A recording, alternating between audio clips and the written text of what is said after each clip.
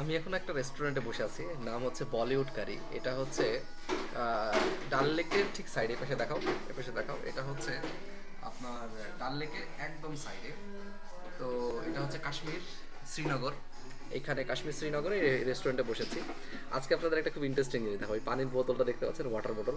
হ্যাঁ, ওটার বোতলটার দাম কত টাকা হতে পারে আপনারা এটা একটা আন্দাজও করতে পারেন এই বোতলটার দাম কত? আমি এই বোতলটার দাম দেখার চেষ্টা করছিলাম। একটু ক্লোজে নিয়ে আসো ক্যামেরা।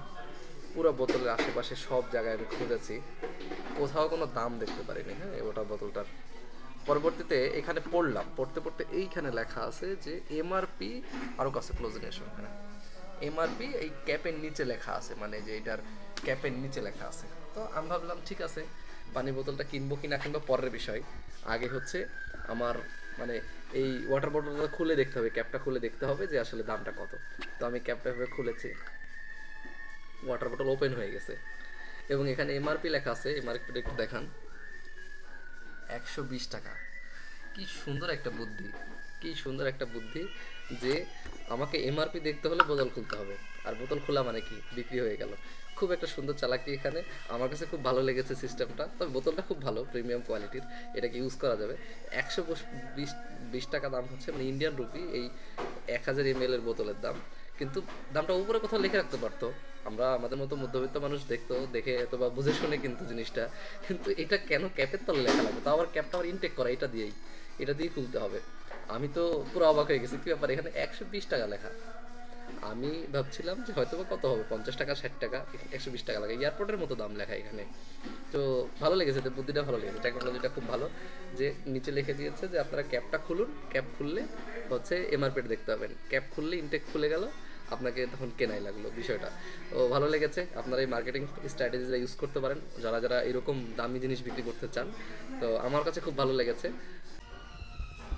তো খাবার চলে আসছে, দেখতে পাচ্ছেন বাইরে খুব সুন্দর একটা গান হচ্ছে, বলিউড মিউজিক চলতেছে, এর মাঝে খাবার খাচ্ছি আমরা। এত টেস্টি খাবার, আমি আসলে ভাবছিলাম আজকে কোনো ভিডিও করব না, কিন্তু খাবারের টেস্ট দেখে মনে হলো যে না, আজকে একটা ভিডিও করা দরকার। এই হলিউড রেস্টুরেন্টে আপনারা যদি কাশ্মীরে আসেন অবশ্যই একবার আসবেন। আর আরেকটা বিষয়, এই পানিটা নিয়ে যে বক্তব্য আমি কিছুক্ষণ আগে দিয়েছি, এটার একটা সামারি মানে ভুল ইনফরমেশন ছিল সেখানে, সেটা আমি কিছুক্ষণ পরে রিসার্চ করে দেখেছি। আপনারা এই পাশটা দেখেন, এখানে দেখতে পাচ্ছেন, এখানে পুরো ইনফরমেশন দেওয়া আছে। এই পানিটা ওই এয়ারপোর্টের হুদায় দাম নেওয়ার মতো না। এখানে হচ্ছে, এইটা হচ্ছে একটা জায়গা আছে, নাম হচ্ছে কোকারনাগ। আমি এখানে যতটুকু পড়লাম শুনলাম কোকারনাগ, এটা একটা ট্যুরিস্ট স্পট। এই জায়গাতে এরকম একটা মানে জায়গা আছে যেখানে ছবি দেখতে পাচ্ছেন, যেখান থেকে ন্যাচারাল পানি আসে। এটাকে বলে হচ্ছে ন্যাচারাল স্প্রিং ওয়াটার।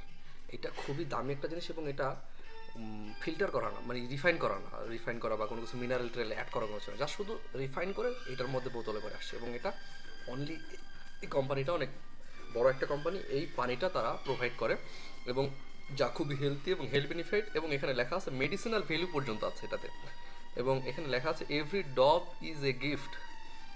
তো আমরা এটা আসলে একটা ভুল ইনফরমেশন দিয়েছিলাম, তবে ভালো লেগেছে। দামটা যাই হোক, জিনিসটার ইনফরমেশন জানার পরে আমার কাছে মনে হচ্ছে আই এম স্যাটিসফাইড। অ্যান্ড খাবার আর বাহিরের একটু দেখাও, জায়গাগুলো দেখাও, আর ডেকোরেশন সব কিছু মিলিয়ে আমার কাছে মানে ওয়েল একটা রেস্টুরেন্ট মনে হচ্ছে। এবং এখানে খাবারের কোয়ান্টিটিটা দেখেন কি পরিমাণ দিয়েছে, খাবারের কোয়ান্টিটি, মানে দুজনে খাবার price wise very good, only not good, on very good. আপনারা আসতে পারেন, পুরো রেস্টুরেন্টটা আবার আপনাদেরকে পুরো ইন্টারভিউটা দেখাবো, যেহেতু আজকে ভিডিও করার নিয়ে ছিল না, তারপরেও আমি এখন আপনাদের পুরোটা ভিডিও করে দেখাবো।